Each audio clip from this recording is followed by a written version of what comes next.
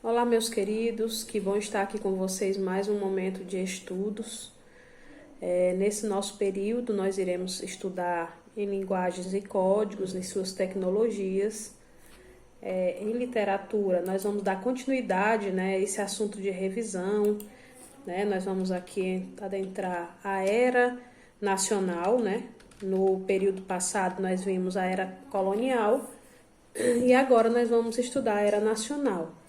Especificamente da era nacional, nós vamos abordar o romantismo, Reconhecer um pouquinho das características, conhecer um pouco como foi que se deu a esse movimento literário. Em gramática, nós vamos estudar, rever dois conteúdos também das classes gramaticais, que são os artigos e os adjetivos. E em ortografia, nós iremos estudar a escrita, A diferença da escrita entre mais e mas com acento agudo. A era nacional da literatura brasileira começa em 1836 e dura até os dias atuais. Começa com o romantismo e perpassa pelo realismo, naturalismo, parnasianismo, simbolismo, pré-modernismo, modernismo e pós-modernismo. Recebe esse nome pois ela aconteceu após a independência do Brasil em 1822. Nesse período, o nacionalismo é uma forte característica notória na literatura romântica e moderna. E aí nós vamos começar reconhecendo um pouquinho desse movimento literário, Que foi o primeiro movimento literário da era nacional, que foi o romantismo. É a primeira escola literária a registrar um movimento genuinamente brasileiro. O romantismo no Brasil se inicia em 1836, com a publicação da obra Suspiros Poéticos e Saudades, de Gonçalves Magalhães. Perdura até 1881, quando Machado de Assis e Aloysio de Azevedo publicam obras de orientação realista e naturalista. Então, mesmo estando ali no romantismo, já tinha autores pensando, futuramente. O período romântico no Brasil está dividido em 3 fases. Então, esse movimento literário, como o próprio nome já diz, é muito forte a questão romântica, a questão de sentimentos, de amor mesmo. E aí é subdividida em 3 fases. Na primeira fase, temos uma forte carga nacionalista, onde o índio é eleito herói nacional. A gente pode chamar também de indianismo. Os autores mais importantes são José de Alencar e Gonçalves Dias. Então, na primeira fase do romantismo, é esse amor pela pátria, pela nação.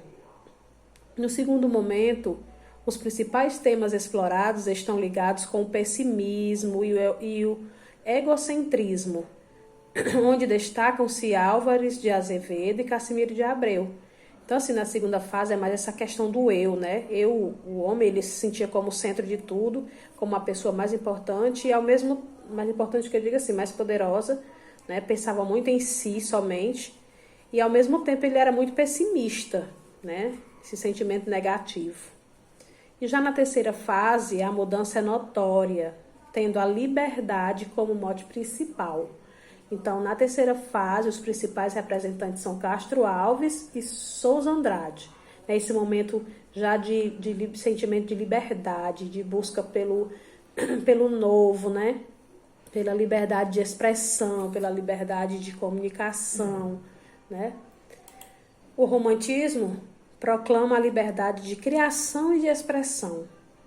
São características do romantismo a liberdade de criação e de expressão, o nacionalismo, esse amor pela pátria, historicismo, medievalismo, tradições populares, individualismo, egocentrismo, pessimismo, escapismo, crítica social. Então, todas essas aqui são as características do nosso movimento do romantismo. Em gramática, nós vamos dar continuidade ao nosso estudo sobre as classes gramaticais. As classes gramaticais abordadas nesse período vai ser artigo e adjetivo, tá bom? Os artigos são palavras que antecedem substantivos, determinando a definição ou a indefinição dos mesmos. sendo flexionados em gênero, né, masculino e feminino, e número, o singular e plural. Indicam também o gênero e o número dos substantivos que determinam. Os artigos, eles podem ser artigos, eles são artigos definidos e indefinidos, né? Quem são os artigos definidos? O, a, os e as, ou seja, os artigos que a gente sabe exatamente o que está sendo falado, né? Que está sendo definido quem é aquela pessoa que está sendo falado. Exemplo, a menina gosta de chocolate. Então, o artigo a aqui está definindo que é uma menina, né? Que gosta de chocolate. Artigos indefinidos, uma, uns e umas. Aqui, os artigos indefinidos, ele já deixa mais o sentimento de indefinição, né? Como está bem dizendo aqui a palavra. Não define muito quem está sendo falado, né? Aí o exemplo diz assim: sei que umas pessoas estão com saudades. Então, aqui diz que tem pessoas com saudades, não sabe quem são essas pessoas. Então, os artigos definidos, eles definem, que é o, a, os e as, e os indefinidos, eles não definem que realmente está sendo falado, ok? E aí os artigos indefinidos é uma, uns e umas. Nós vamos também estudar hoje, né, sobre a classe gramatical adjetivo, que é a classe gramatical de palavras variáveis que dá qualidade e modifica o substantivo. No entanto, existem alguns aspectos morfológicos e semânticos que conferem a ele diferentes classificações. Então, por mais que o adjetivo a gente já saiba, né, já conheça que são as palavras que dão qualidades, né, e modificam o substantivo, né, das características do substantivo, eles têm suas classificações, né? Os adjetivos, eles podem ser classificados em adjetivos primitivos, que são constituídos por um radical que não possui acréscimo de afixo, né? Quando não tem nem sufixo e nem prefixo, derivacionais. Exemplo, azul, forte, certo, né? São adjetivos, né? O carro é azul, são adjetivos, né? Característica aí, primitivos, porque eles são com um único radical, né? Sem se acrescentar nenhum afixo. Depois nós teremos os adjetivos derivados. São construídos a partir de outros radicais, por meio do acréscimo de afixos derivacionais. Ou seja, quando lá no adjetivo primitivo não tinha nenhum afixo, né, ou seja, sufixo nem prefixo, nos derivados são acrescentados. Exemplos: arroxeado, fortificado, né, que são palavras que são criadas a partir de outras, e aí elas foram acrescentadas aí os afixos. Amarelado, apavorado, desconfortável, certo? Nós temos também os adjetivos pátrios, né? Quem são eles? São aqueles que se referem a continentes, países, regiões e etc. E aí esses adjetivos pátrios podem ser primitivos e derivados também. Os primitivos, né? Exemplo, carioca, capixaba, potiguar. E os derivados, manauara, acriano, brasileiro, né? Italiano, tá certo? Existem também os adjetivos simples e os adjetivos compostos. Os adjetivos simples são aqueles que apresentam um único radical, né? Exemplo, feliz, estudioso, pequeno, claro, triste. Adjetivos compostos, né? São aqueles formados por mais de um radical. Exemplo, azul marinho, azul celeste, amarelo ouro, médico hospitalar, socioeconômico. Então, todos esses aqui são adjetivos compostos, que são construídos a partir de dois radicais, certo? Então, em gramática, nós vamos abordar essas duas classes gramaticais. Em ortografia, né, estou trazendo para vocês aí o estudo do mais ou mas. Neste momento de estudo, nós vamos verificar como é que funciona, de acordo com a norma padrão da língua portuguesa, o uso dessas três palavrinhas: mas, do mais e do mas com acento. Esses três vocábulos são muito semelhantes, tanto na grafia, né, que é na escrita, como também no som, que é na pronúncia. Por isso, geram muitas dúvidas. Na linguagem informal oral, é muito comum o desvio ao padrão, né? Ou seja, os falantes normalmente deixam de utilizar a regra estipulada pela norma. Então, no momento que a gente fala, a gente não está ali sendo, digamos que, cobrado, né, socialmente pela norma padrão. Né? Mas no momento que a gente escreve, a gente tem que ter domínio, a gente tem que saber, até porque as três palavras são praticamente com o mesmo som, né? É o mesmo som. E aí, mas cada uma delas tem a sua definição, né? O mais com IS é um advérbio de intensidade. O mas sem I e sem acento é conjunção adversativa.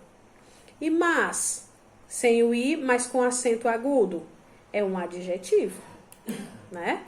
Então, quando eu tenho o mas, essas três, eu identifico cada uma, sabendo a diferença, eu passo a escrever na forma padrão, tá certo? Na forma da norma culta.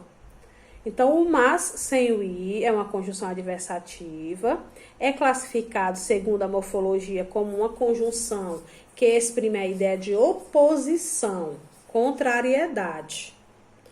Ela possui o mesmo valor de porém, entretanto, contudo, todavia, dentre outras palavras. Por isso, no texto, o filho utiliza indevidamente o mais no lugar de mas, pois ao tentar argumentar com a mãe, dando justificativas contrárias, deveria usar mas. Exemplo, ela era bonita, mas solitária.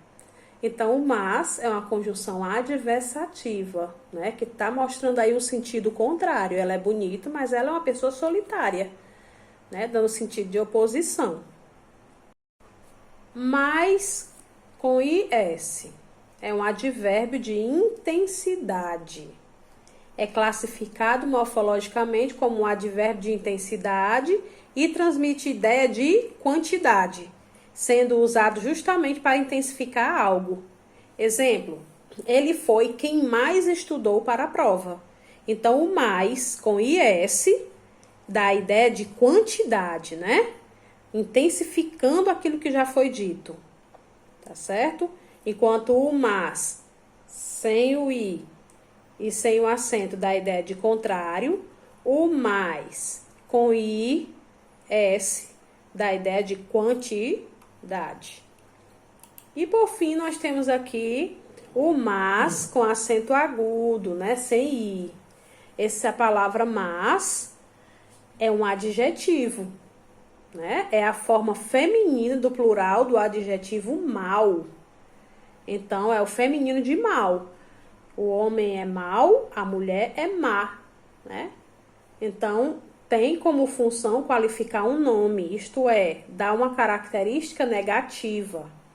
No entanto, a gente tem que ter esse conhecimento, né, da palavra, como é que se escreve, qual o sentido dela. Então, o mas, com acento agudo, sem i, né, e somente com s, mas, é o feminino do adjetivo mal.